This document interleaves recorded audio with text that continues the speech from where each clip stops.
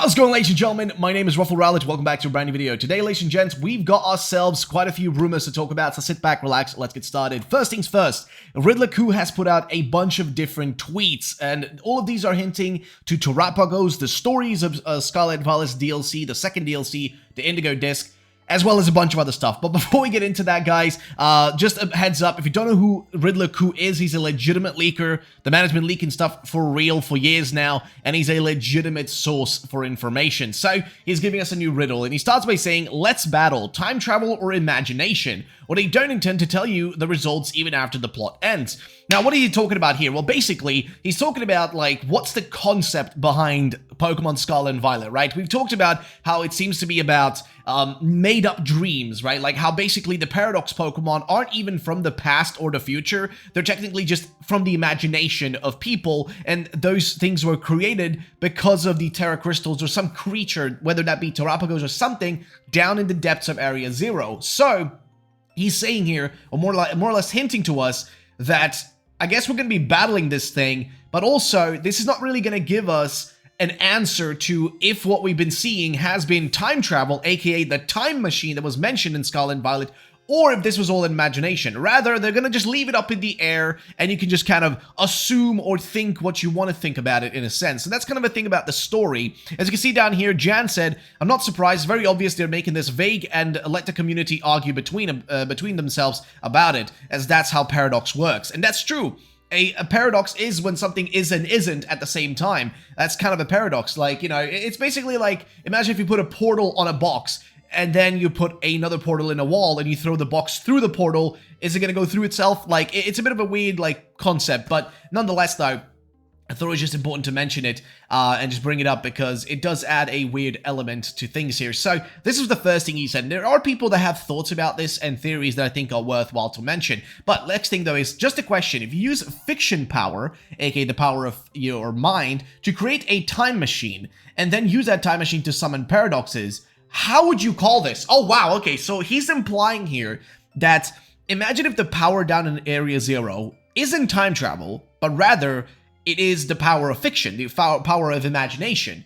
And if you create a time machine using that to then bring Pokemon from the past and the future, are those Pokemon truly from the past or the future? Or do they only exist because the time machine, well, technically the time machine doesn't exist either, and it's really still paradoxes, right? They're still paradoxes. They technically do and don't exist because they do exist in a potential future universe and a potential past universe, but they both do and do not exist at the same time. It's a bit of a weird thing to think about, but that's basically what he's messing around with here, kind of telling us, which is a bit interesting. I don't know, it's a bit strange, but it kind of adds this weird thing where, like, everything in this game might be imaginary in a sense, or like everything from Area Zero, it's imaginary. It's not actually possibly real. Even if it is from the past and the future, they're still imagined in a sense. They're still, like, they come from the fact that, like, they hit it, I guess the time machine itself isn't real, right? But either way, move on to the next thing. So, this is actually from Soul Silver, who says that after he finished the decks, he didn't even realize there was a dialogue between our rivals that completes their story. So I did all of that, and I finally had that conversation with Arvin about the paradoxes. For months, I've been leaning towards Paradox Pokemon actually being from, and then he says some stuff down here. But basically, the conversation goes as follows. This book is from way before he made the time machine, but it mentions future Pokemon. Wait, hold on. Isn't my dad's time machine the whole reason the future Pokemon ended up here? I bet he got so fixated with the future Pokemon he read about in here that it made him want to. And it continues on, but with my, let's see, oh well, it's just made up anyway. Okay, there's where it is, right? So that's the last piece of the dialogue, which is the important one, right? But my dad believed that nonsense and even managed to make it into a reality. And after everything we saw in Area Zero, well, makes it hard to say it all nonetheless, huh? All well, I'm sure it's all just made up anyway. So that's the thing. It is technically made up. It is from imagination, but at the same time, it's brought into existence, so is it still imagined? Like, it's just a weird thing to think about. It's just this weird philosophical thing you almost have to look at it from. But either way, next up, though, is Soul, who basically replies to the thing he said earlier. Ku saying just a question, but basically says potential story spoilers, but this would be kind of a paradox, wouldn't it? This is exactly the scenario I was trying to explain last night, where it could be both, but somehow Ku said it's much better and clearer than me. Anyways, I still don't think he's outright saying this is the true answer, as he says it's just a question. He's just asking crazy people like me, making it both theories now, theories how this would actually work. Which is pretty much true. It's a weird thing where, like, it both is and isn't at the same time, which is the kind of annoying part about it. Moving on to the next thing, though, it's again Soul, who says, this made me realize that I think many of us, and this is, I guess, in reference to this original post, and he says, basically, this made me realize that I think many of us, myself included, may be too focused on the mysteries of Area Zero from the base game, Scarlet and Violet, when instead the main plot of the Indigo Disk could again be more focused around Kieran and the titular legendary, and instead just leaving breadcrumbs of lore related to the main Scarlet and Violet plot, which is very true, and not explaining much. That is true. I do hope that's not the case though, but that is very possible. We all thought in the same way about the Teal Mask, but ended up being more of a separate plot-driven than the lore-driven. If they did this for DLC 2 as well, we would still get a great story, and the breadcrumbs would give theorists things to speculate about even long after this gen is over, which is true, but I do think they're gonna go in, I think they're gonna go into it a little bit more, just because of how much they hinted at it in the trailer. Like, in Kitakami, there was no hints towards Area Zero or mentions about it, but here for this DLC they specifically singled out the Area Zero part by showing the Scarlet and Violet books, showing the inside pages of it during the last trailer. So it does feel more likely that that's going to be like something that's going to be relevant in this DLC, more so than in the first one, as the first one kind of builds up to the main story of this DLC, which is going to be about Kieran and all the stuff at the BB League. But then, the hidden treasure of Area Zero, going down there, that's going to be our final thing to finish off this game. That's at least the way I view it. But either way, moving on. So, this is about Terapagos. It's again from Ku, who says, its ability is to make its existence meaningful and to sell its cuteness while camping. Which is a weird thing to point out. So, some people have thoughts here. And you can see what people say here. So you know that paradox means false and imaginary, so the meaning of this may be to make a paradox normal, not false and imaginary. Again, I don't really know what to feel about this specific post. I do wonder if anybody has actually made a...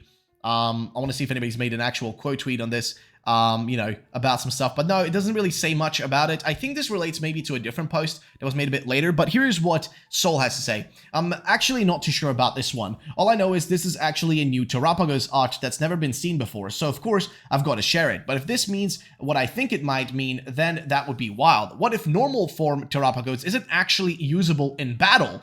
And if its only purpose is being cute to sell merch, and cuteness while camping might mean the normal form is the Terapagos we see out of battle in a picnic, and the Terrastall form is seen in battle. That would actually be a pretty cool idea. Or maybe the normal form is usable, but it's just so weak that it's worthless in battle, so we will always change it to the Terrastall form.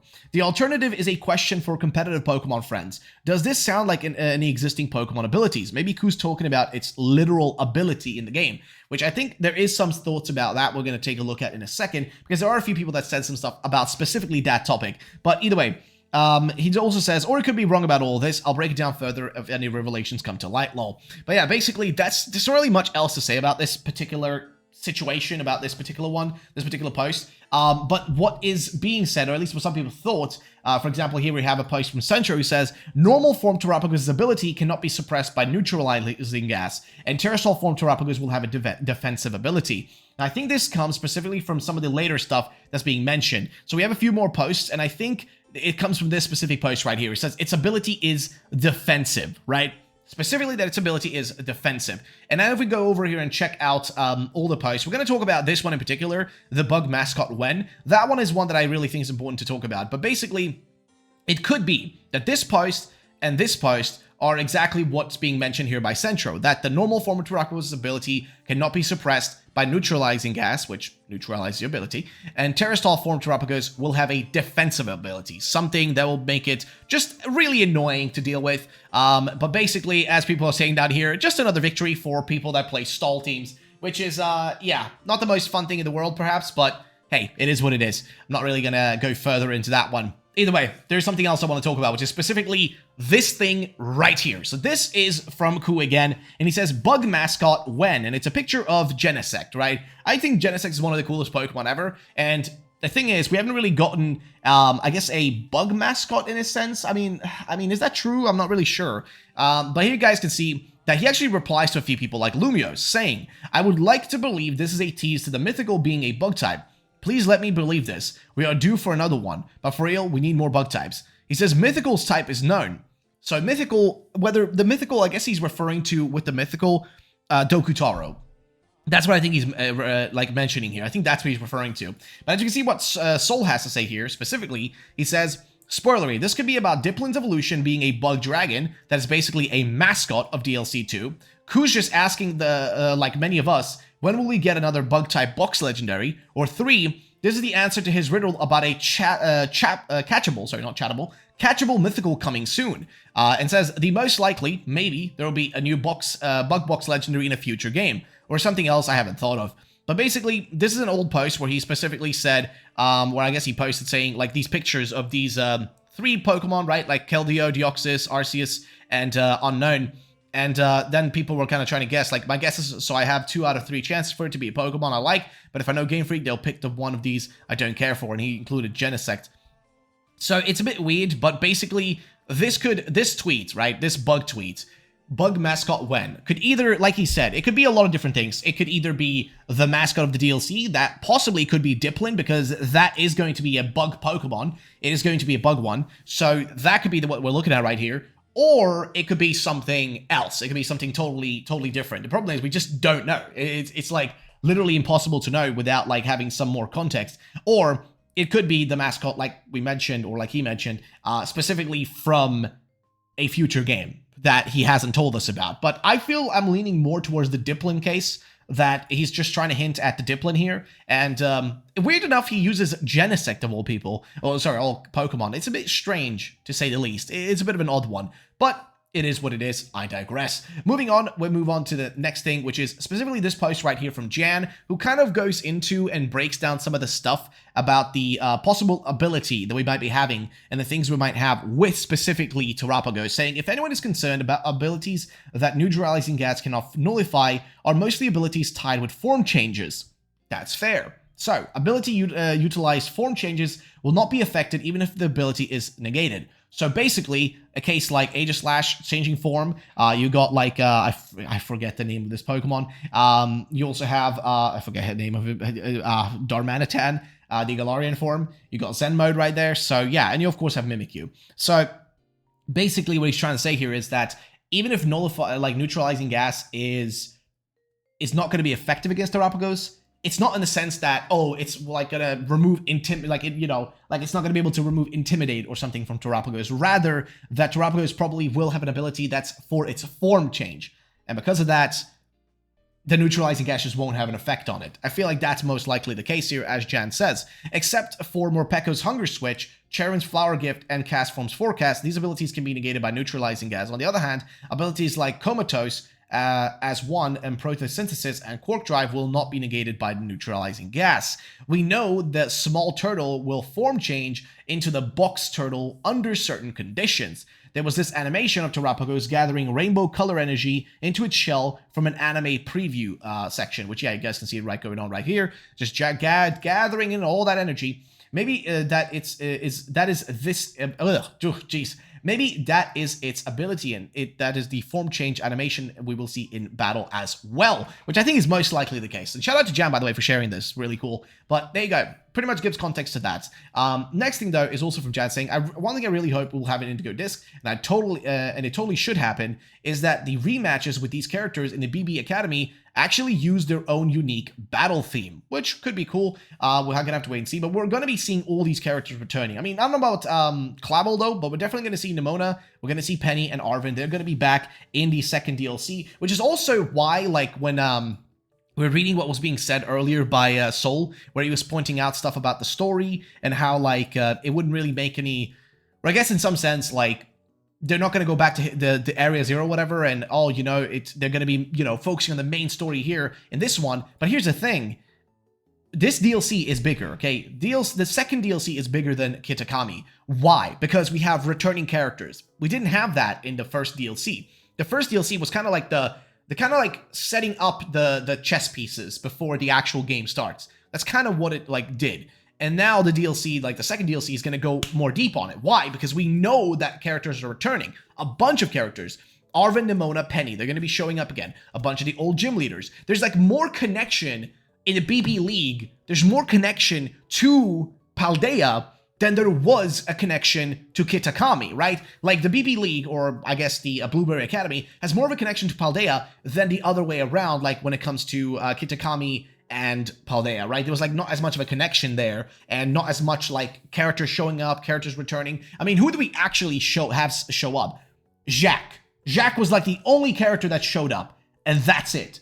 And it was just a good way to start the story about Kieran and Carmen and get us kind of into the plot line of that, of what was going on there. That's what I feel personally, at least. But again, I could be totally off base here. I don't really know. I'm just a Pokemon, like your local Pokemon hobo who just likes to talk about random things. So either way, moving on to the next thing. Here is a post again from Soul. That's actually a post that was sent to me by one of you guys who found this mask in the, specifically found this mask in Pokemon Black and White and realized, wait a minute, this is interesting. This mask says that it's a mask that ancient people used to actually wear at festivals, which is a very specific thing, right? It's like very, very specific, because that's also what they wear in Kitakami, right? And here's what basically Soul had to say about that. And he also kind of said that, how did they all even get to Kitakami? And then it's just a bunch of masks from different games like Crash Bandicoot and whatnot, and Mario. But he says, all jokes aside, I think these are a few of the actual reasons that this style of the cornerstone mask is in Kitakami. The Shinto Shide Shrine for the hair, and this mask that is found in the Pokemon Black and White games, which is, yes, right there. This is yet again another example of the possibility that Game Freak went back to Unova to inspire them when creating the Hidden Treasure Area Zero DLC. I even personally believe that this could be highly suggesting that at least Ogerpon was a Pokemon native or originally from Unova. Possible. This is because we are officially told that Ogerpon comes from another region. Maybe this mask in Unova could have even been another one of Ogerpon's masks, one that is older than the 4 we know of, one that is originally worn to hide his identity in Unova. But that's just a fun fiction. The truth is, we'll probably never be given the lore or this answer. But the point is, and I wanted to make, is that the mask could be the exact inspiration for the Cornerstone mask, maybe even the inspiration to make DLC 1 based around a Pokemon that wears masks, which is actually pretty cool, and I do think it makes a lot of sense. And that's also the thing. I do feel like the first DLC will feel, over time, a little bit dejected from, like, the stuff that happens maybe in, like, the second DLC at some point. But we'll have to wait and see how it actually turns out. Here, though, we have an interesting post, and this is from Soul, and this actually connects really well to another thing I want to show you from one of you guys in the community who sent it to me. But basically, here what Soul says is 4chan might have cooked with this one. And there's a post from 4chan where people, like, kind of did a bit of studying, and they realized that in the older games, like Sun and Moon, there are some interesting texts.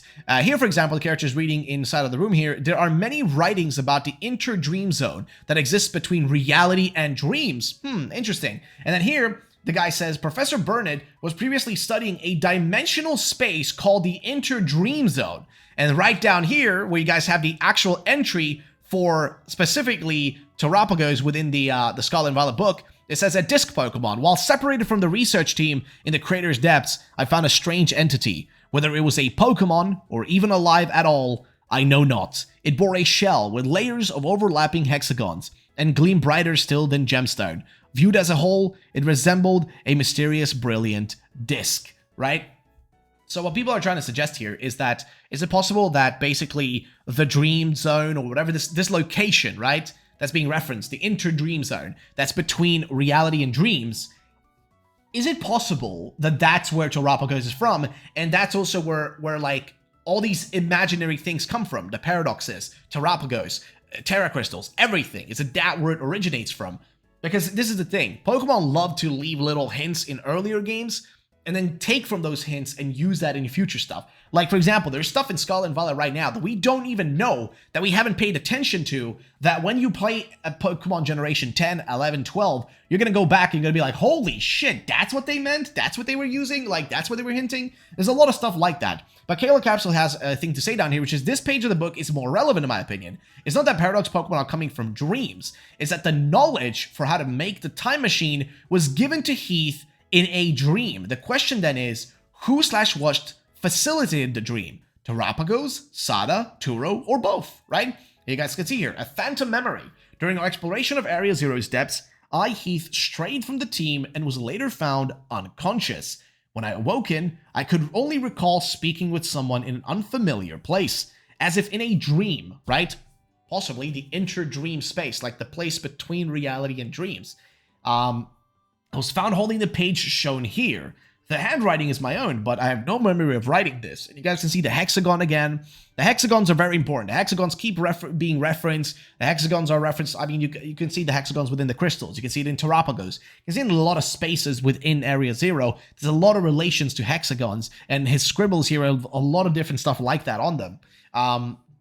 But basically, it's a weird situation. Like, where did he get that information from? Which actually also, speaking of interdream zones and stuff, we do have this post here from Nick PV. Shout out to him for sending this DM to me. Sorry if you didn't want to share it. I do apologize. Maybe I should have asked first. But basically, what he said is, hey, I'm not sure if this matters at all or not. Just an interesting thing I noticed in a replay of Omega Ruby. In the Delta episode post-game, the initial ID that Steven Stone and the scientist have is to blast open a wormhole to transport the meteor into another dimension. Then Zinnia comes along and talks about what if the other dimension has evolutions different than theirs, or the ultimate weapon never existed in those worlds, which sounds an awful lot like Paradox worlds, and a rumored Black and White remake where it's a Paradox world of the one we know. So this is such a cool idea, in my opinion, that basically for the next game, because next year's game is speculated to either be a Paradox Unova game or a Johto remake game. It's one of those two or both, but basically,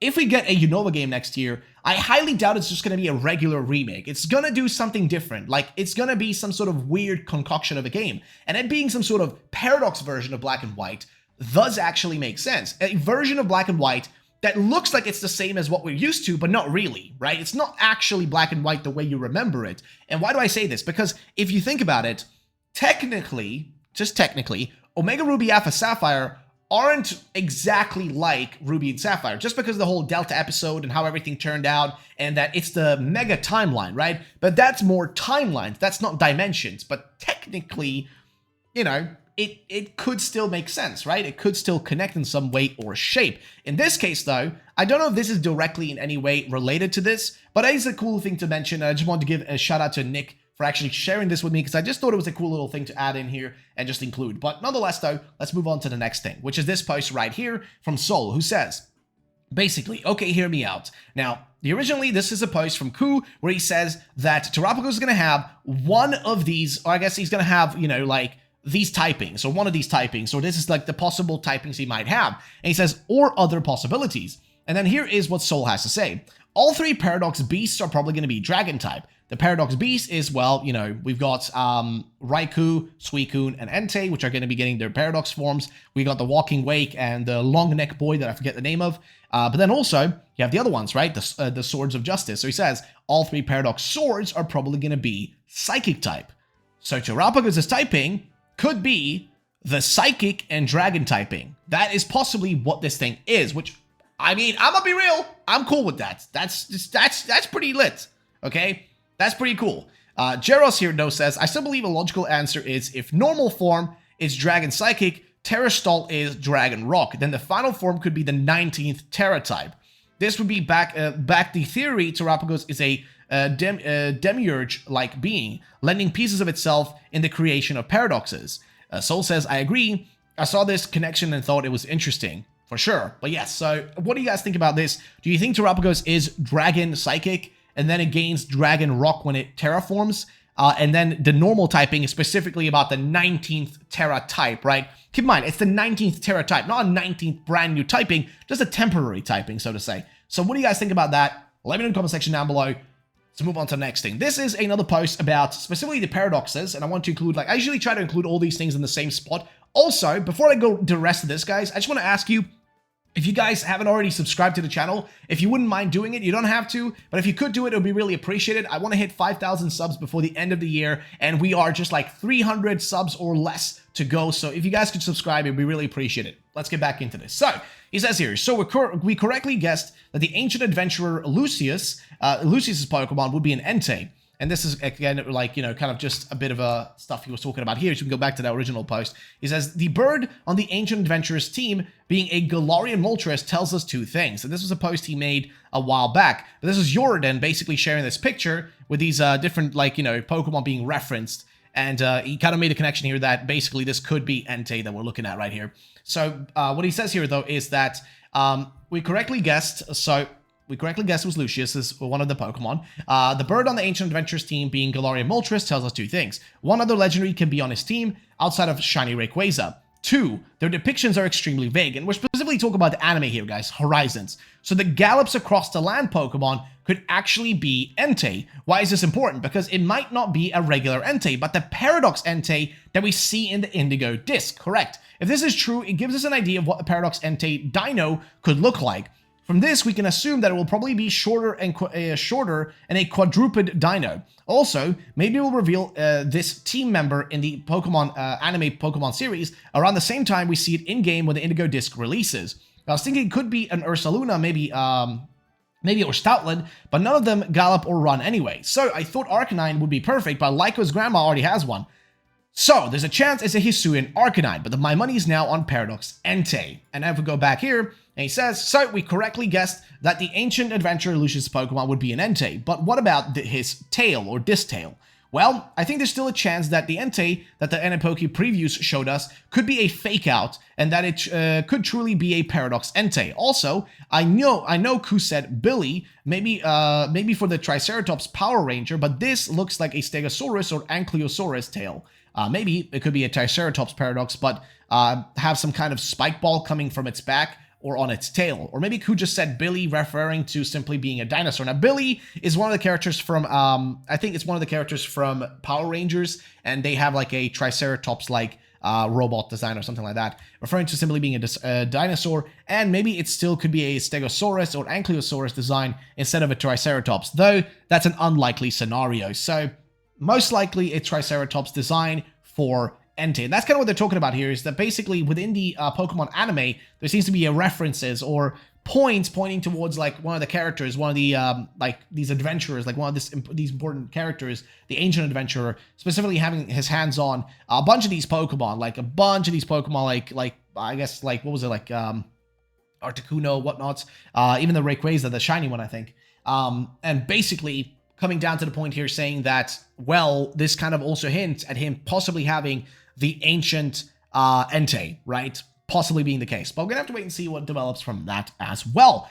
Moving on to the next thing. Now, this is about the ability being defensive, and somebody asking, hope it can ignore Mold Breaker-like effects. This is the little one is immune to Weezing's gas, and that's where I guess it came from. That's where the neutralizing gas not working is where that came from. So what he says here is, so the baby Terapagos is usable in battle then. Maybe it's just weak. Better this way because it would be pretty lame to have a form that can't be used in battle. But what if it is weak? That makes me think maybe we'll get a normal form Terapagos at the beginning of DLC 2 and be able to only use that until it transforms because of something that happens in the plot. Kind of like what's happening in the Anime-Poke series, and kind of like Kubfu and Urshifu in the Sword and Shield DLC plotline.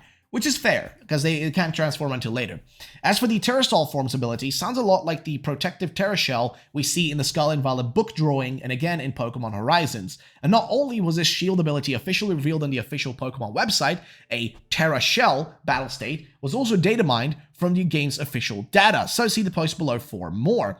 And again, you guys can see right here, the exact post. Its ability is defensive, hope you can ignore Mold Breaker, and then he says it's the little one is immune to Weezing's gas. So it is usable in battle because he says the little one. That's referring to the smaller version of Terapagos and not the final form here. And he says here, again, just the following. Getting closer to finding out more about the data mine Terra Shell. And then here, you guys can see the original post. This Pokemon is small in stature and not particularly strong. But when push comes to shove, it can crystallize the energy in its body to form a protective shield. Apparently, it can also assume a dormant state when it feels like that its life is in danger by pulling its head, limbs, and tail into its shell and making itself look like a jewel. Its splendid aura is reminiscent of the legendary Pokemon Terapagos, but this Pokemon's name and true nature are shrouded in mystery.